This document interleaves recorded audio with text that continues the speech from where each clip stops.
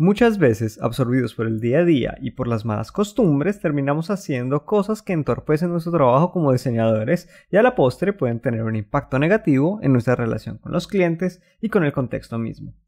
Hoy en Design Talks discutimos algunas de las mejores prácticas que podemos tener como diseñadores, explorando diferentes ámbitos desde lo personal, lo profesional, el proyecto, hasta llegar a la disciplina misma. Es un nuevo episodio de discusión y opinión, con nuestro habitual discurso más confuso que clarificador. Esperamos que lo disfruten. Bienvenidos al episodio número 42 de Design Talks, el podcast que te da consejos no pedidos sobre cómo ser diseñador en español.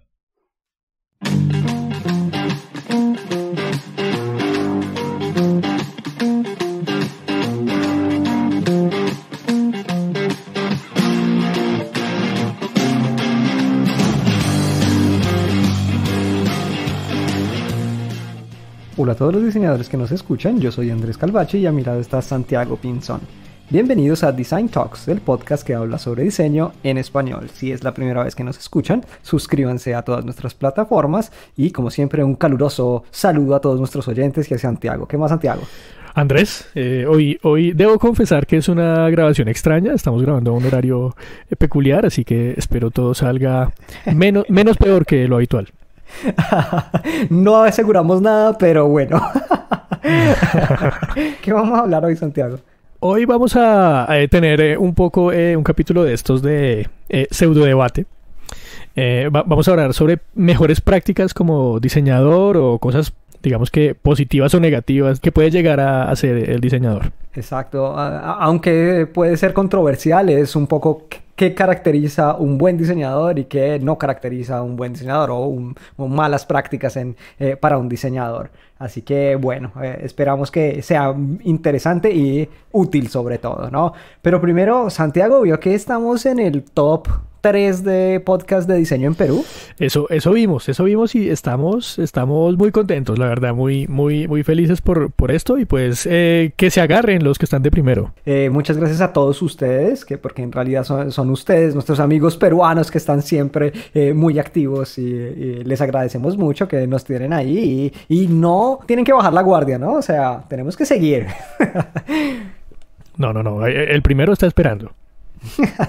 TED Talks, vamos por ti. Bueno, y nuestros agradecimientos, como siempre ustedes saben que nos gusta agradecer a algunos de nuestros oyentes que interactúan, a Círculo de Diseñadores que nos recomendó en esta etapa difícil de pandemia y de cuarentena en casa como uno de los podcasts para seguir, y de hecho nos incluyó en el top 3 de podcast con nuestro episodio de Encontrando Trabajo como Diseñador. Así que muchas gracias a ellos, y a los que no han escuchado el episodio, pásense, es el número 38. También a Mauro Manso por ese saludo tan especial. Nada, Mauro, muy contentos porque pues te haya servido de algo este espacio. También a César, que ya es amigo de la casa, siempre lo saludamos porque siempre está muy activo, así que muchas gracias, César. O sea, metámonos dentro del staff a César, fan Estamos número haciendo 1. las gestiones. Oiga, tenemos que crear como un top fan, ¿no? Como un mensaje, me gusta, sí. Miremos a ver. Andrés está revelando nuestros planes para el 2020. Es que estamos esperando a ver si hay apocalipsis o algo, o si no, ya emprendemos los nuevos planes.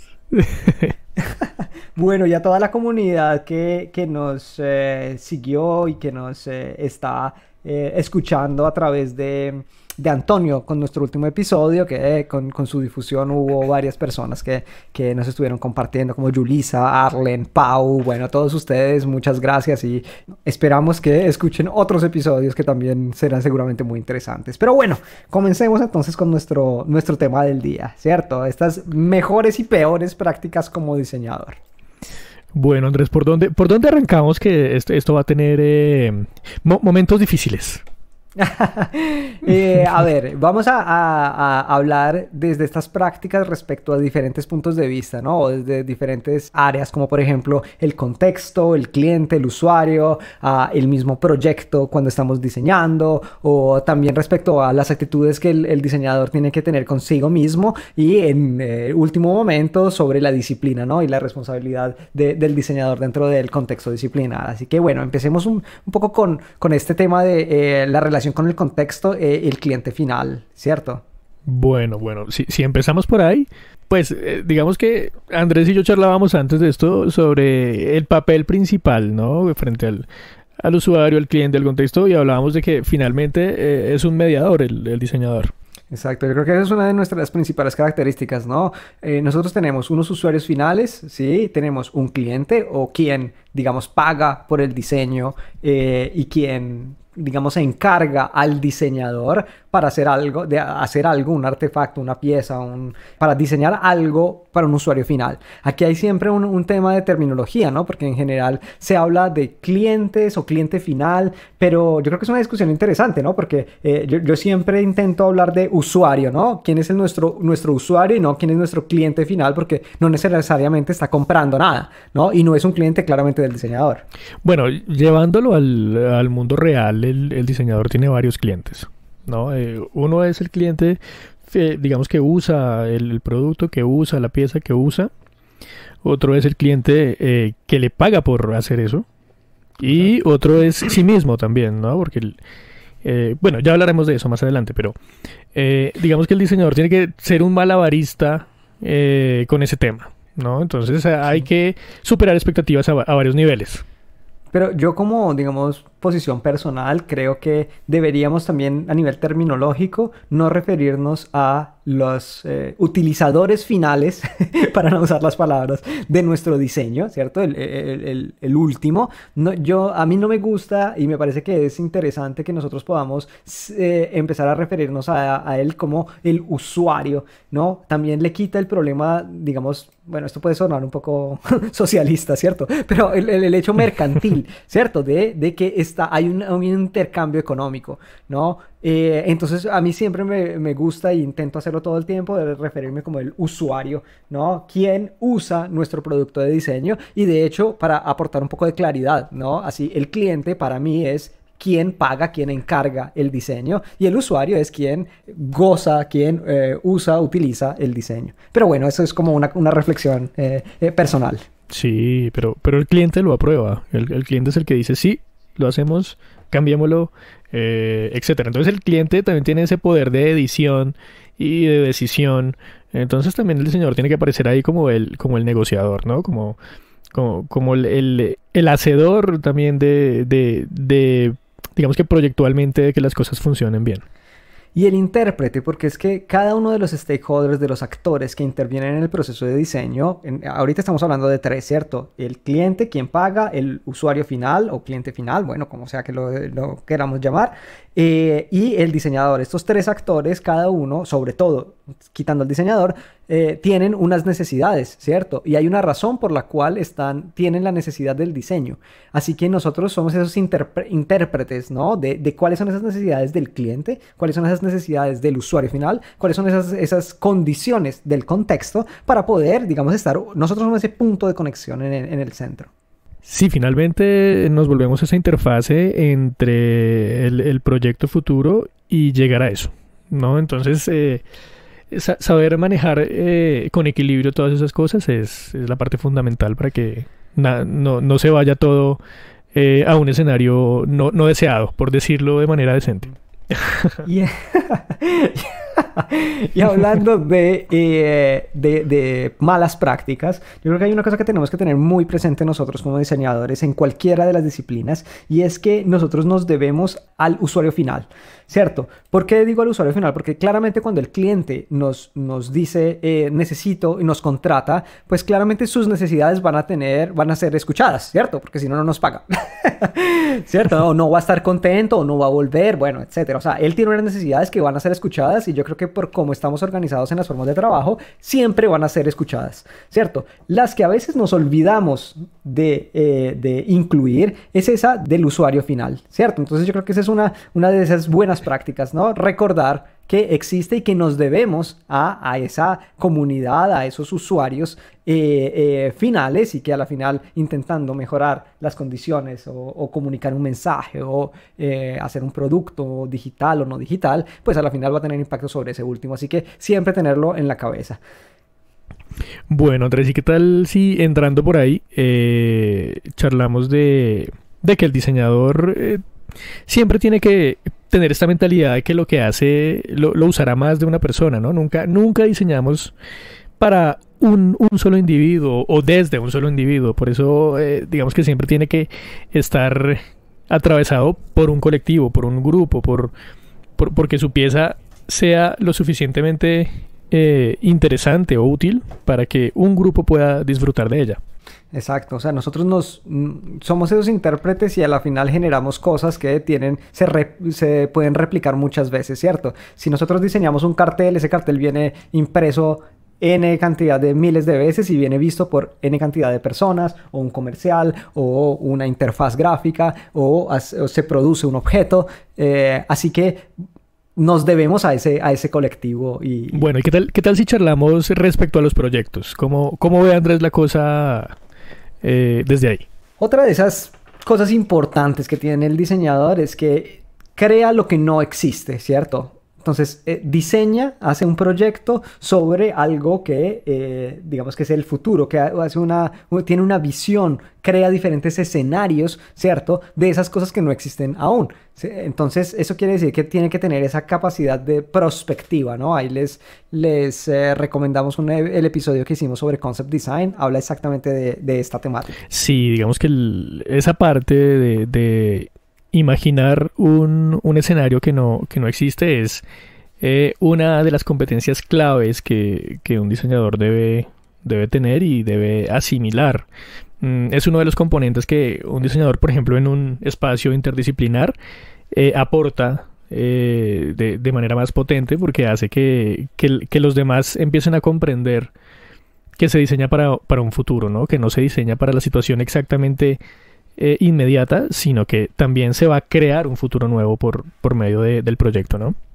Exactamente, y que esto sucede a una escala micro y una escala macro. O sea, puede ser desde el envisioning de un futuro distópico, ¿cierto? O sea, una cosa completamente alejada de la realidad, o el pequeño cambio que tenemos que incluir digamos, en algo que estemos diseñando, pero que hace avanzar, hace evolucionar ese producto, esa cosa diseñada. Así que, digamos, tiene todo el espectro, ¿no? Sí, y no solo lo decimos poéticamente hablando, lo decimos literalmente hablando, porque un futuro cercano también es el día de mañana que mi silla está producida y puedo sentarme en ella. Ese también es un nuevo futuro, ¿no? Entonces debemos interpretar también que es real el tema del futuro y que se pueden poner ciertas pinceladas donde lo vayamos cambiando. Y que los pequeños cambios son los que al final generan, o sea, cuando nosotros comparamos el iPhone, ¿cierto? Como los mismos ejemplos de siempre, caramba. Bueno, pero el iPhone de hace 10 años era diferente al iPhone de hoy, pero si nosotros vemos los pequeños cambios que ha tenido en el tiempo, nos damos cuenta que, o sea, que cuando cambiamos de uno al otro, no nos dimos cuenta que era muy diferente. Era como, sí, más o menos es lo mismo. Pero cuando cogemos 3, 4, 5, 10 versiones antes, nos damos cuenta que es un objeto completamente diferente, ¿no? Que ha una función completamente diferente y que, digamos, socialmente viene percibido también diferente. Eso quiere decir que, aunque si son pequeños los cambios, en un tiempo, vamos a tener resultados y cambiamientos en la sociedad, en el uso, y así como la gráfica, ¿no? La estética, por ejemplo, o la forma de comunicar también va cambiando progresivamente. Exactamente. Otro de los aspectos frente a los proyectos, pues es que el diseñador siempre debe tener este panorama de las soluciones actuales, de, entre comillas, las tendencias, ¿no? Aunque es un término un poco delicado, pero digamos lo que se está haciendo, las respuestas actuales y más efectivas, precisamente para tomar lo mejor, pero jamás repetir ni copiar, ¿no? Digamos que este es otro tema para mí importante porque nosotros como diseñadores tenemos esa capacidad de, no, esa responsabilidad, entonces como una buena práctica de poder inspirarnos, ¿cierto? Desde ir a ver referentes o estudiar otras disciplinas para poder traer nuevos elementos, ¿cierto? O cómo otras personas han solucionado problemas similares para poder tener inspiración. Yo creo que nosotros claramente copiamos algunos de los elementos, pero en la lógica del diseñador no está el repetir exactamente lo que ya estuvo hecho. Y no por un tema de quiero ser original, ¿no? No, es que lo tengo que cambiar porque sí. No, sino porque o sea, la capacidad del diseñador es poder tomar y entender un ejemplo, ¿cierto? Un caso de estudio, interpretarlo a la condición, ¿cierto? Al contexto en donde debe solucionar un problema. Ningún contexto es igual a otro. Entonces las soluciones no se pueden copiar de un lado y pegar en otro para usar términos informáticos, ¿cierto? Pero no se puede, no se puede adaptar. Eso quiere decir que tenemos esta capacidad de interpretar cómo fue que funcionó ese proyecto o esa solución en un cierto contexto y qué me sirve copiar, qué pedacitos de eso me sirve copiarlos, adaptarlos a mi propio proyecto, a mi propia situación, ¿no? Yo creo que esto es bien, bien importante porque otras, digamos, otros approach, otras disciplinas, algunos son más de necesito datos, ¿cierto? Yo necesito que una solución sea aplicada y que tenga todos los datos que me diga cuánto se mejoró la situación, esta obsesión con que las cosas sean mesurables, ¿no? Que se puedan medir, ¿cierto? Para poder decir una solución es válida o no es válida. Los diseñadores no tenemos tanto esto, ¿no? O sea, sí lo tenemos y tenemos que estar preocupados, pues claramente que el referente que nosotros tomemos no sea, digamos, que tenga un valor, pero no quiere decir que una cosa como, por ejemplo, no sé, una startup que está realizando una solución de una cierta manera tenga menos validez que esto que está haciendo una empresa muy consolidada en el sector, ¿cierto? O sea, las dos a nivel de inspiración le pueden servir al diseñador. Claro. El diseñador es adaptador por excelencia. ¿Por qué? Porque siempre hay un mundo de soluciones previas enorme, ¿no? Siempre dicen que no hay nada nuevo, pero sí puede haber algo nuevo. Lo que pasa es que esa capacidad de adaptar es la que entrega precisamente esa competencia de llegar a ser algo nuevo, porque todo lo nuevo va a tener elementos previos, y es precisamente lo que hablábamos de esa innovación incremental, ¿no? Entonces siempre se debe pensar como un adaptador y como tener esa flexibilidad suficiente para copiar bien. Exacto. Esto no quiere decir que el diseñador no puede ser un disruptor, ¿cierto? Que el proyecto de diseño no puede salirse, o sea, no ser solo incremental, sino también hacer un cambio significativo en comportamientos, en una propuesta significativa. Pero digamos que aquí no se trata de cuál es mejor o peor, sino se trata de cuál es la situación, cuál es el contexto, cuál es el request, ¿no? ¿Qué es lo que nos pide ese cliente? ¿Cierto? Sí. O ese contexto, porque tal vez la disrupción en un contexto no es lo que sirve en ese momento. Y muchas veces la disrupción también puede llegar a ser una copia simplemente aplicada en otro contexto, ¿no? Entonces, estas disrupciones generalmente generan o tienen como característica una aplicación descontextualizada de una solución previa. Casi siempre lo que genera esta disrupción enorme es este fenómeno. Es este fenómeno de yo ya he visto esto, pero lo pusieron acá y lo ejecutaron de otra manera, ¿no? Entonces, ni siquiera estos panoramas de disrupción gigante, como se percibe, son una innovación, digamos, absoluta, ¿no? Sí, de acuerdo. Siempre hay conexiones con algo, ¿sí? Siempre. Totalmente. O una inspiración. Sí, total. Perfecto. Bueno, a ver, toquemos otro tema que es digamos, cómo el diseñador se debe posicionar frente al proyecto, ¿cierto? Que hablamos que hay estos tres actores, ¿no? Como el cliente, el diseñador y el usuario final, ¿cierto? El diseñador debe ser transparente. ¿Qué quiere decir que el diseñador sea transparente? Digamos que, en principio, el diseñador debe ser un conducto. Y digamos que su rodaje tiene que estar al servicio del proyecto y no al servicio de su portafolio o de enriquecer su trayectoria propia o su branding personal, ¿no? Digamos que el diseñador debe entregarse absolutamente al hacer, y eso como resultado va a entregar buenos resultados como mínimo. Es la mejor práctica.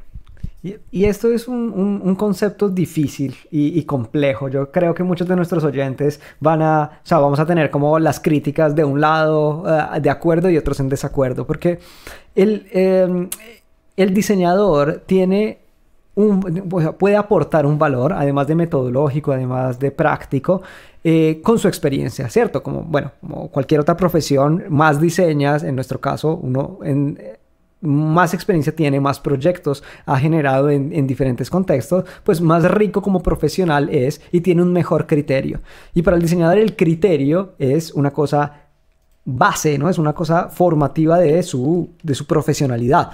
Y es lo que le permite dar un valor. Y por eso, el diseñador más inexperto, pues asume los proyectos de una manera diversa al que tiene mucha experiencia, ¿no? Pues ese es su valor. Pero esta experiencia debe estar al servicio del proyecto, no al servicio, al menos principalmente, del propio diseñador. O sea, no es el diseñador que quiere dar un mensaje al mundo a través de su diseño, ¿no? Aunque algunos diseñadores lo hacen, pero esto se parece o está un poco más cercano a los límites con el arte, ¿no? Al artista que tiene un mensaje para dar a una sociedad, a un público, y imprime este mensaje en su obra, y esta obra viene interpretada.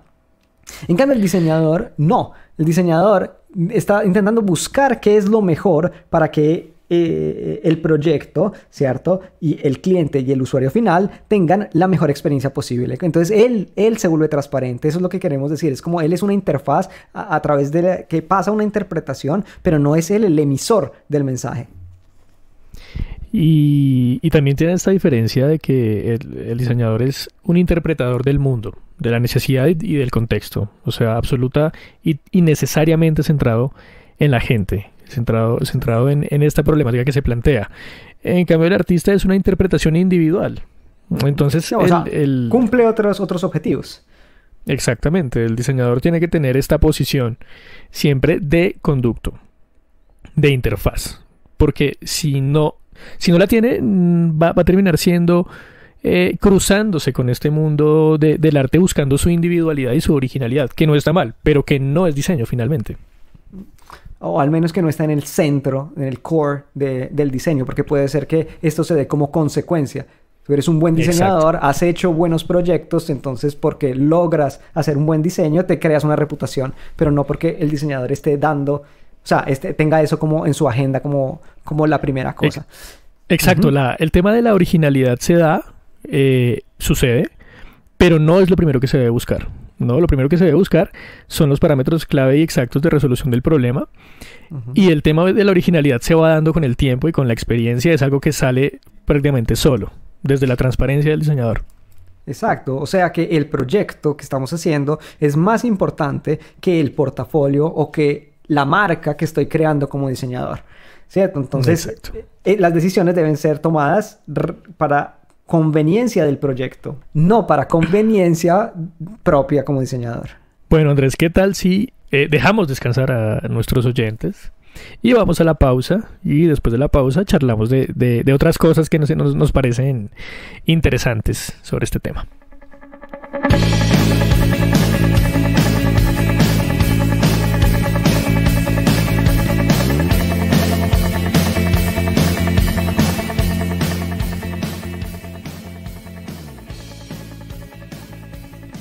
Bueno, Andrés, y siguiendo con uno de nuestros ya clásicos debates. Clásicos, pero...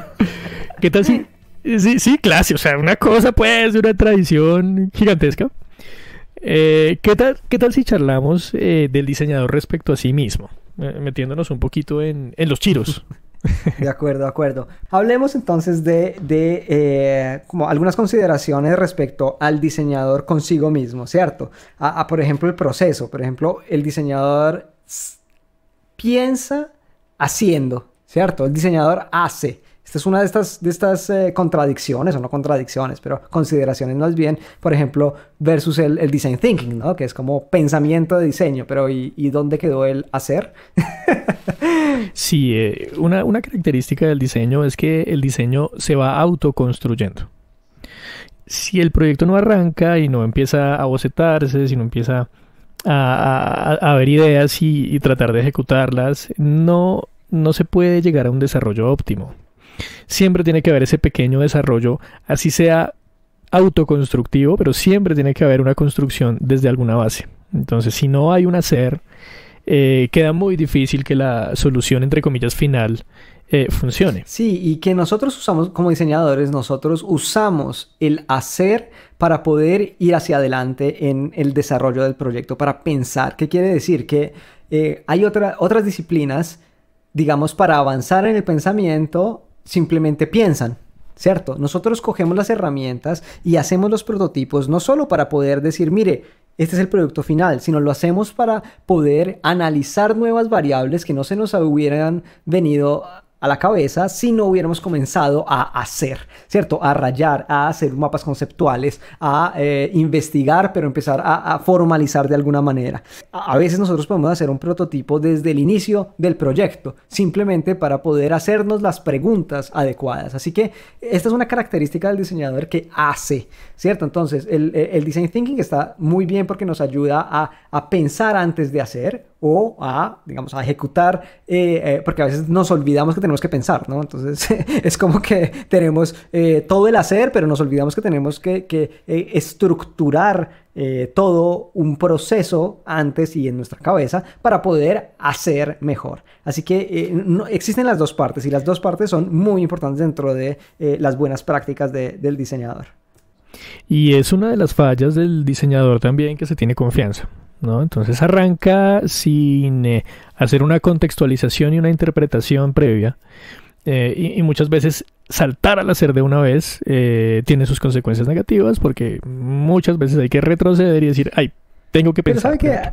No, entonces ese equilibrio. Exacto, pero yo no lo veo del todo mal, ¿no? Porque creo que el proceso de diseño es tan fluido que a la final, si una persona o un diseñador en su proceso de diseño quiere comenzar a botar ideas, o sea, quiere comenzar a hacer, el problema es que no vuelva nunca a la reflexión, al feedback, ¿cierto? Que no lo usa como herramienta, sino como finalización. Si él quiere finalizar al primer momento, estoy totalmente de acuerdo con Santiago, ¿no? Pero si esa persona por su proceso personal empezó haciendo y luego va a meterlo en discusión para poder reelaborarlo, yo creo que también es muy válido. Claro, si se tiene esa mentalidad ahí siempre de construcción permanente y de exploración, perfecto. Pero muchas veces se ve en varios casos que aparece como este afán de pensar que no se necesita proceso, y pues es una de las características de mal diseño. De acuerdo. Bueno, conectado a esto tenemos la curiosidad, ¿no? La curiosidad es una de las cosas que el diseñador debe ser curioso por naturaleza. Y bueno, yo no creo que alguien que se haya metido en este cuento del diseño de manera real no sea curioso. Yo creo que es uno de los elementos importantísimos por encima de la creatividad, porque la creatividad yo estoy convencido de que se puede construir, pero la curiosidad es algo que tiene que estar previamente para que exista creatividad. Y que también se debe cultivar, ¿no? Es como estábamos diciendo con el punto anterior, tenemos que recordar, ¿cierto? Que a veces necesitamos ir a buscar esa inspiración, ir a hablar con las personas. Tenemos que hacer las preguntas correctas, ¿no? Ser asertivos para poder coger esta información, analizarla, enriquecernos seguramente como personas, que yo creo que esto es es una consecuencia, ¿no? Así como tener un buen nombre como diseñador, saber mucho o saber un poquito de muchas cosas es otra característica del diseñador, porque al final terminamos sabiendo de todo un poquito. Y estar fresco, ¿no? Es importantísimo saber que para dónde va la cosa, para dónde va la temática donde estemos parados. Porque corremos el peligro de diseñar para hace 10 años, o para diseñar para un contexto que ya no existe, o para o a proponer cosas con tecnologías que ya están obsoletas, o ese tipo de cosas que espero no le vuelva a suceder, Andrés. Y otro punto con respecto a poder preguntar es no tener miedo a preguntar, ¿cierto? Que esta es otra dimensión. Algunas veces nosotros no indagamos lo suficiente para entender qué es lo que quiere nuestro interlocutor, ¿no? Las personas dicen algunas, o sea, nosotros expresamos como seres humanos, ¿no? En la comunicación intentamos expresar algo porque tenemos algo que comunicar. A veces no lo expresamos de manera clara. Y eso quiere decir que el diseñador tiene que aprender a hacer las preguntas correctas para poder entender qué es lo que está detrás de lo que le están preguntando, para entenderlo y poder dar una respuesta. No se trata simplemente de, si alguien me dice, yo necesito que esto sea de esta manera, yo le digo, sí señor, ahora lo cambio. No somos solo ejecutores, no obstante, hacemos. ¿No? Tenemos que entender por qué alguien nos está dando un feedback de una cierta manera, interpretarlo para poder responder a esa inquietud que tiene esa persona. Entonces, hacer las preguntas correctas y asertivas es clave. Total. Y además de eso, aparece el diseñador como comunicador y facilitador por excelencia. Entonces ahí también aparece el tema de la empatía, el tema de saber comunicarse efectivamente con el cliente, con los colaboradores, con la gente que trabaja con uno, porque finalmente esa fluidez de comunicación y esa fluidez de información es la que va a hacer que un proyecto salga muy bien o muy mal. Esperemos que no tanto. Bueno, Santiago toca un tema importante que es la colaboración con otros, ¿cierto? El aspecto multidisciplinar del diseño. Total. Siempre cuando un diseñador va a hacer algo nuevo, tiene que empaparse del terreno, totalmente. Y no significa que se ponga a estudiar profundamente otra cosa, porque ya tenemos un área que ya está estudiada por otras personas. Entonces, generalmente es mejor tener esa capacidad de empaparse del conocimiento de otros y de pedir ayuda cuando se necesita. Absolutamente. Tenemos otro episodio, otra cuña con diseño multidisciplinar, que lo pueden encontrar, es uno de los primeros episodios, pero habla exactamente de esto. Nosotros estamos en la mitad, ¿cierto? Eso quiere decir que al no saberlo todo, ponemos en contacto, ¿cierto?, de las personas, los conocimientos que existen alrededor de este proyecto. Así que no hay que tener miedo, o sea, no hay que tampoco sentir como que el diseñador tiene que ser el experto de todo, ¿no? El diseñador tiene que estar en la capacidad de comprender lo que necesita comprender. Pero en el momento donde necesita un conocimiento profundo, debe decir, oiga, llamemos a el experto, preguntémosle a alguien que sea, digamos, alguien que tenga mucho conocimiento en la materia o en el problema que tenemos. Así que no estamos solos, ¿no? Total, es reconocer lo que no tenemos de manera totalmente sincera, ¿no? Es clave. Absolutamente. Bueno, hemos hablado ya de la recursividad y flexibilidad que tiene que tener el diseñador, sea como persona, sea como proceso. Sabemos todos que ningún proyecto tiene exactamente el mismo proceso, así que, digamos, nuestra capacidad de adaptarnos al cambio es otra de esas características importantes y no estar como fosilizados. Totalmente. Es parte de la curiosidad, ¿no? De la búsqueda permanente. Tener esa flexibilidad de sobre todo mental, de asumir nuevas realidades y así poder crearlas. También ahí, unito a eso, aparece este tema de asimilar el feedback, ¿no? Siempre, por ejemplo, este asunto de los diseñadores que no soportan los cambios recurrentes o de que digamos que se van frustrando si van apareciendo cambios constantes en los proyectos. Asimilar estos cambios es una parte fundamental del trabajo de diseño. Sí, partamos digamos, de una base que es un diseño siempre puede ser mejor, puede ser mejorable. Eso quiere decir que potencialmente los cambios para mejorar un diseño pueden ser infinitos. Claramente en algún momento tenemos que parar. No estamos diciendo aquí que podemos ir hasta el infinito con los cambios del cliente. Total. No, pero Sí. esta es otra característica que debe tener el buen diseñador, ¿cierto? Poder, uno, ser persuasivo para poder argumentar las razones por qué tomó las decisiones que tomó en un diseño. Y eso es un punto, ¿cierto? Y el otro punto es poder aceptar este feedback que le da las personas, entendiéndolo, ¿cierto? Entendiendo por qué se lo dicen y luego integrándolo para mejorar el diseño. Así que este feedback puede venir del cliente o puede venir también del usuario final, ¿no? Así que es no tomarse muy personal los cambios y las retroalimentaciones que nos piden, más bien entender de qué se tratan, por qué no les están haciendo y saber que esto hace parte claramente de nuestro proceso. Y tampoco tomar como personal el proyecto, porque el proyecto es un constructo colectivo, es un constructo grupal. Entonces el proyecto tampoco se refleja como mi espejo personal como diseñador. No, tampoco. Es un constructo que hacemos todos y que todos podemos editar. Precisamente el diseñador aporta su visión y su manera particular de aporte, pero finalmente es de difícil, todos. esto es muy difícil porque claramente cuando hacemos un proyecto, cuando diseñamos algo, lo sentimos como casi una extensión del propio ser, ¿cierto? De lo que somos.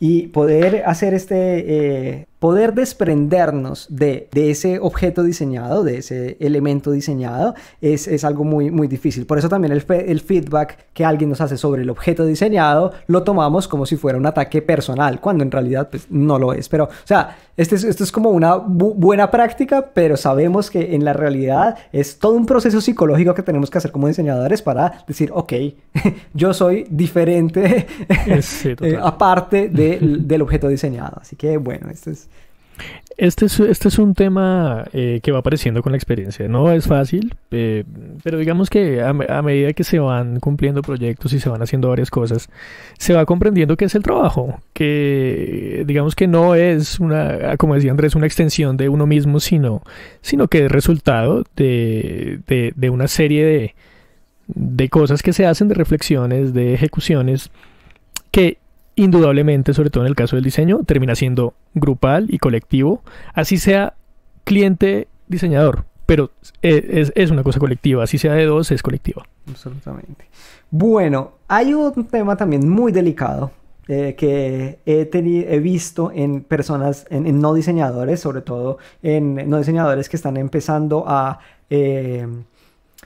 acercarse a metodologías de diseño, por ejemplo con el design thinking, que es la incertidumbre, ¿cierto? El diseñador, por definición, vive en la incertidumbre. ¿Qué quiere decir? Cuando llega un nuevo proyecto, nosotros no sabemos cómo va a terminar ese proyecto, ¿cierto? O sea, tiene que ser diseñado. Eso quiere decir que yo no sé cuál es el resultado final.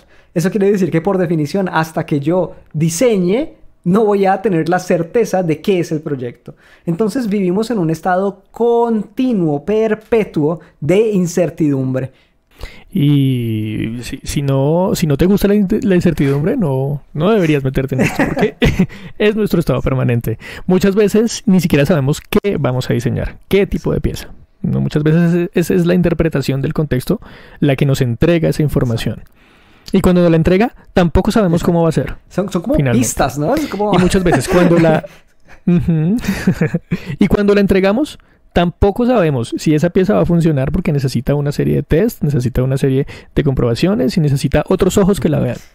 ¿No? Porque para el diseño otros ojos son fundamentales y son cruciales.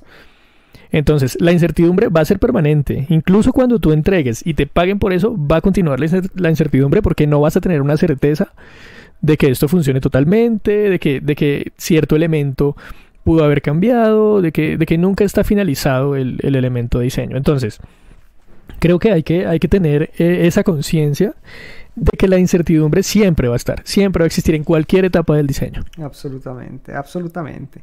Bueno, para ir cerrando nuestro episodio de todas estas reflexiones y consejos sobre qué hace a un diseñador, digamos, cuáles son esas buenas prácticas del diseñador, hablemos un poco de esta responsabilidad que tenemos como diseñadores frente a nuestra disciplina. Bueno, yo diría la responsabilidad importante, entenderlo como una disciplina proyectual. No ser resultadistas. Esa parte es clave porque lo que nos va a enriquecer a nosotros y a nuestro cliente sobre todo es el proceso. Es lo que nos va a dejar muchísimo más, digamos que resultados que muchas veces el mismo producto. Yo creo que hay que intentar pensarlo como proyecto porque así el producto solo será un buen resultado de un buen camino. Yo creo que esa es una de las partes más importantes. Sí, y darle dignidad a nuestro trabajo. ¿Eso qué quiere decir? Es claro que nosotros tenemos un impacto y una responsabilidad en la sociedad y que esto viene traducido en cómo nosotros representamos a la disciplina. O sea, cómo un cliente, cómo la sociedad, cómo cada uno de los interlocutores que no son diseñadores ven el diseño. Cómo consideran que o qué es lo que hace el diseño. O sea, está en nuestras manos como diseñadores poder hacer pues un buen trabajo claramente, pero también esta evangelización tratando de explicar qué es lo que nosotros hacemos, ¿no? No en el detalle, pero sí hacerle entender a las personas que no son familiares con el diseño, qué es lo que hace el diseño y para qué sirve. Totalmente. También que digamos que se asimile que el diseñador, para hacer bien las cosas, necesita realmente de un trabajo disciplinado, así como decíamos, de disciplina. De que el diseñador no es una persona a la que le toma un chispazo y tiene una idea mágica, sino que las ideas son resultados de un camino. Exacto. Y que eso se debe hacer consciente también para la gente. Exacto, esto no se trata de dar cátedra, ¿no? Empezar a aburrir a todo el mundo sobre qué hace el diseñador y por qué somos incomprendidos en esta sociedad. A la tía. Sí. Al abuelo. Abuelo, pero yo le he dicho que... Pero más bien que a través de nuestro trabajo y a través de, por ejemplo, la planificación, a través del proceso, a través de los resultados, a través de poder, no es esperar que los demás tienen que saber, ¿cierto? Porque sí, qué es lo que nosotros hacemos y qué es lo que nosotros podemos hacer por los demás, ¿cierto? No es una cosa que viene automáticamente. O sea, no somos una disciplina que lleva milenios, ¿no? O siglos como disciplina, somos una disciplina joven y el hecho de que seamos así de jóvenes disciplinarmente hablando significa que en el común denominador de la gente, digamos, la gente en general tiene una concepción de lo que hace el diseñador que tal vez no es exactamente lo que nosotros consideramos de nosotros mismos. Así que en ese sentido nuestro rol también como comunicadores, ¿no? Que es otro de esos temas que siempre tocamos, sobre todo Santiago siempre lo tiene muy presente, es cuál es esa necesidad que el diseñador sea también un comunicador, entonces poder hablar y divulgar nuestra disciplina y qué hacer. Total, un comunicador interno a nivel proyecto interno y externo a nivel resultado, a nivel usuario, lo cual hace que sea clave la empatía como diseñador, ¿no? Que tengamos esta parte humana clarísima, porque si sabemos comunicarnos, entendemos las necesidades. Muchas veces las necesidades no son las que el cliente tiene explícitas y tiene claras, sino las que tiene escondidas, ¿no? Y muchas veces esta comunicación clara y esta empatía y este desarrollo de confianza permite descubrir esas necesidades que nos hacen resaltar un poco más con nuestro resultado y nuestro trabajo como diseñadores. Exacto. Y tenemos que tener completamente claro que nosotros estamos para entregar un valor a la sociedad, ¿cierto? Pero muchas de las consideraciones que hemos hecho hoy hablan un poco de cómo hacerlo en el día a día, ¿cierto? Y qué considerar. Pero nuestro fin último es entregar valor, ¿cierto? O sea, entregar un valor a la sociedad. Luego interpretemos cuál es el valor que volvemos a entregar y cuál es la responsabilidad social, etcétera, etcétera. Cada uno tiene un poco su propia definición del diseño, ¿no? Más o menos diferente, pero que en la medida en la que nosotros logremos entregar ese valor a la sociedad va a reconocer que somos valiosos, ¿sí? Así que esto es como para ponerle la cereza al pastel. Sí, Santiago, me estoy inspirado en este momento. Total, ¿no? Total. Digamos que sí, Andrés. Perdón.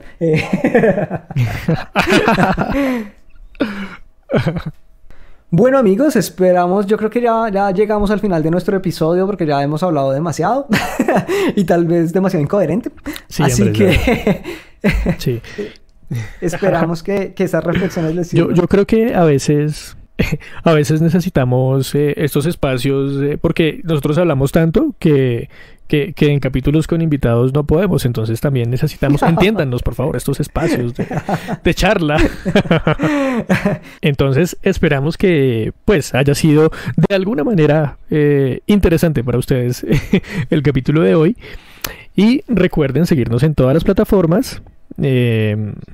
hacer... Andrés, ¿qué es? Hacerlo de siempre. ¿Cómo sí, es la cosa? recuerden seguirnos en nuestras plataformas y compartir con sus amigos diseñadores y no diseñadores todos los episodios de Design Talks que les parezca. Y nosotros nos veremos dentro de 15 días con un nuevo episodio de Design Talks. No se lo pierdan. Chao, chao. Chao. Tras una puerta escondida, tapada con una sábana, oculta tras la cortina, callado sin respirar, no quería despertarle. Bueno, esperamos que haya sido útil, esperamos que haya sido útil por ustedes. Hágale usted, weón.